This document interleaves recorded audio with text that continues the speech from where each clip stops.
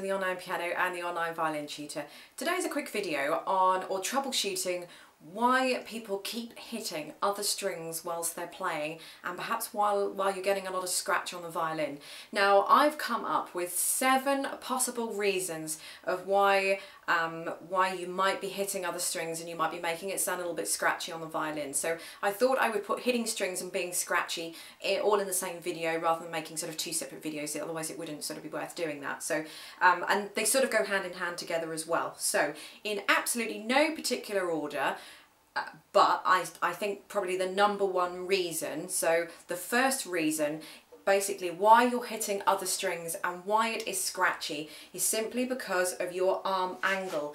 Now you've got 4 strings, so you're going to have 4 different levels of where your arm needs to be. So you need to think of it as like perhaps if you were going up in a lift in a building and it stops at the floors. If the doors or the lift doesn't stop at the right point and the doors open, then you're either going to hit the brick wall in front of you, or you're going to kind of get halfway to a floor.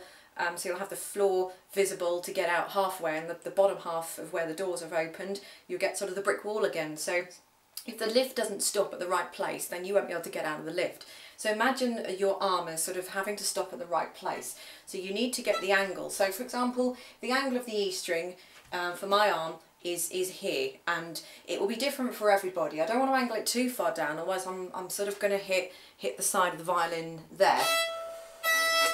And you won't hear the sound because I'll be hitting here, and you'll be able to see the rosin on the side if you have done that.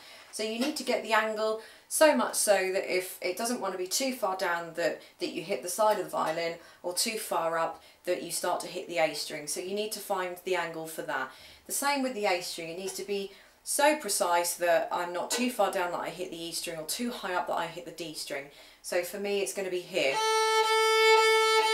And then for the D string, it's going to be here, so much so that I'm not hitting the A or the D. And again, the G is almost like the E string, so I don't want to be too high up, because you can't, I know it's too high up because you can't actually see my face when I'm doing that now, so my arm's too high up. Because if that's the case, then I'm going to hit the other side of the violin. If I'm too low down, then I'm going to be hitting the D string. So you need to find a happy medium of where your arm needs to be. A good way of doing that, I think, is to start on the G string and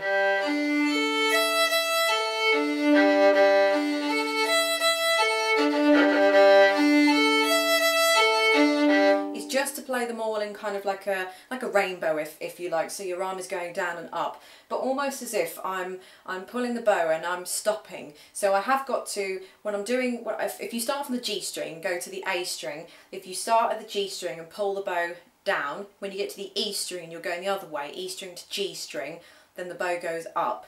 So from G to E, bow goes down, E to G, the bow goes up. But almost stop at each level, so and then up, up, up, up, up, down, down, down, down, up, up, up, up. And if you start that really slowly like I did, then you can go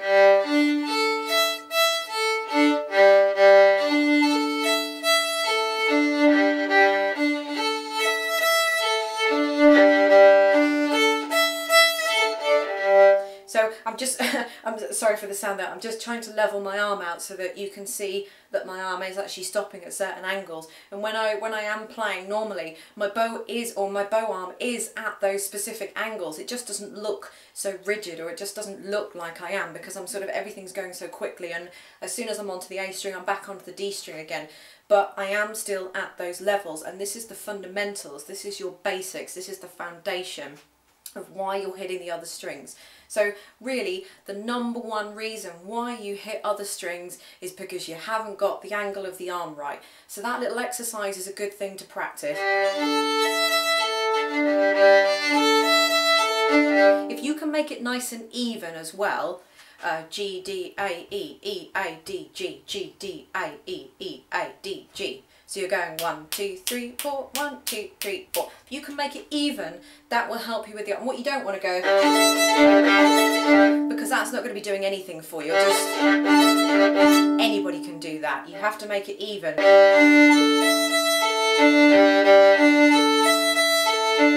Try and make it as even as possible, and then you'll be able to get the angle of the strings there. So that's the number one reason why you're hitting the strings, is because your arm doesn't quite know the angle. So another reason why not so much you're hitting the strings, but why your violin's going scratchy, and it could be because you've either got too much rosin on the bow, or maybe you're using kind of a cheaper rosin. You can get rosin for like 99p, and sometimes when you buy the student outfits you don't get a very nice quality rosin, or certainly nothing that I would use on my bow, which I've spent a lot of money on, and my strings. These are Parastro strings that I've got on here, so the better quality rosin I use, the much nicer the tone is going to be, and obviously I want to eliminate as much kind of scratch as possible. So if you use a nice rosin, it's worth spending a few dollars, you know, $5–6 or £5–6 on a nice, I use actually a Parastro rosin with, it's gold flecks, so it's got tiny little sort of bits of flecks of gold in it or whatever, in my rosin, and that goes quite nicely with my strings. So it could just be that you've got too much rosin on the strings, sorry, on the bow, and you'll know if you've got too much rosin on the strings because you'll be able to tell from the fallout. I mean, I've got a little bit of fallout there and I haven't cleaned it because I've just been doing a lot of tutorials today, but you know, if you've got a lot of fallout on the strings and you've got a lot of fallout around the violin as well, then you know you've got too much rosin. So too much rosin can be scratchy, or can help towards it being scratchy. Too little rosin and you won't get enough sound out of it as well. So you don't want to be rosining all the time, just depending on how much you practice, but I'd say for a student, I don't know, like once every week, once every fortnight, something, once a week, once a fortnight, something like that, would probably be fine. Okay, number 3, your posture. So it's how you're holding the violin. So this is going back to hitting the strings now. And scratching as well, actually. If the violin's not in the right place, if the violin's too far out to the front, you know, and you're holding it down like this, and your bow's not right, and you're sort of, your arm's going backwards, and you're sawing away at the violin like you're like a piece of wood or something, then that's not going to help, because the bow should not be bowing round the bend. The bow should be perpendicular to the violin, so the bow should be completely straight when it's bowing up and down the violin. You shouldn't be sawing a piece of wood or anything like that. It's a violin. The arm shouldn't be going backwards. So it's all to do with posture. Go back over my 10 lessons. I think I must do this in sort of lesson 1 or lesson 2. I'll try and put a link to it actually if I can. So anywhere from like where the violin needs to be and where the bow arm needs to be, that's all going to help towards you, or hinder towards you hitting other strings and making scratchy sounds on the violin. Number 4, practice. I know it's a really boring answer to any question, but honestly, most of these things, or anything that anybody has trouble with on the violin or piano or anything, just comes down to practice. As long as you know how to do it or how to remedy it, it's practice. Sometimes people are just too impatient and they expect it to sort of happen overnight. It doesn't happen overnight. It happens with a bit of practice, a bit of effort, and time as well. It takes time for the brain to develop it, for it to sink in, for you to develop that muscle memory and all sorts of things like that. So practice, practice, practice is just what it boils down to. And my old teacher used to say to me, if you put nothing in, you'll get nothing out. You only get out what you put in. And it's so true. So number 4, unfortunately, practice. Right, number 5, bridge position. That's probably more for hitting the strings. Now people have said that my bridge actually is quite curved down to the E string. It goes down quite low. So the bridge should be curved. The bridge should not be flat. If it was flat, then you'd hit all 4 strings at exactly the same time, and you wouldn't want that. So my bridge actually is curved quite a bit. Now that's because I've specifically asked for it to be curved. When I bought this violin from Woodbridge Violins a couple of years ago, when I went to go and sort of trial this one out, I kind of discarded it at first because I kept hitting the E string, and when I was playing the E string I kept hitting the A string, and you know, and I thought, you know, I thought it was doomed. I thought it was no good. But then Russell, the guy that owns Woodbridge Violins, brilliant violin maker, by the way. I'll put a link to his website underneath. He's in the UK, of course. He managed to file a little bit down here, and he managed to file a little bit over the bridge, and then it was perfecto, and I loved it, and then I bought it. So my bridge might look a bit more curved, but that's just the way of the violin. It's the way I play. It suits me. So you can, if you've got a professional violin or something that's worth a bit more money, you can have your bridge altered, sort of filed down a little bit, or change your bridge or whatever.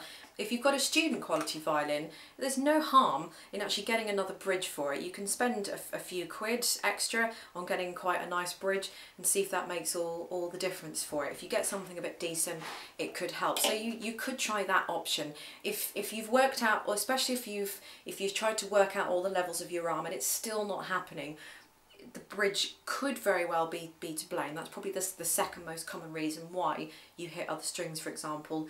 And of course, hitting other strings means that you're scratching and scraping, all that kind of stuff. Number 6, reason number 6, wrist angle. So some students play your wrist, well, your wrist should always be higher than the actual bow. Can you see my bow is here? My bow is here and my wrist is higher. A lot of students tend to play with the wrist lower than the bow, but you should always have the bow, the wrist and the arm higher than the bow. So here it's level, because now you can just see my fingers and it's all level.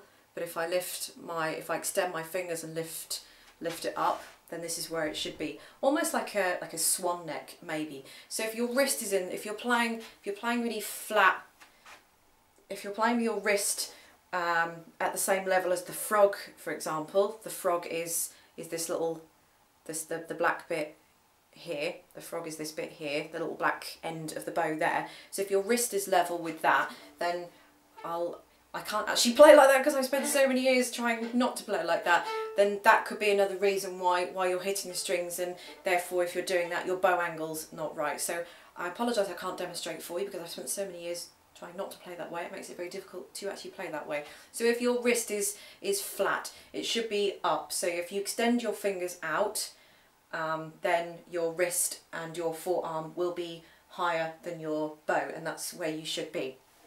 And number 7, the final reason why you may be hitting other strings and why you might be getting a lot of scratching is your hardware, the quality of your violin. I find that when students are complaining about hitting other strings to me, and when they're saying that it's so scratchy, I do actually say, right, well, have a go at my violin, have a go with my bow. They have a go at it. There is still some element of scratch and there is still some element of hitting the strings, but I'd say a good 70% is completely wiped out when they have a go at my violin. So it sometimes does just show you that it's not just you.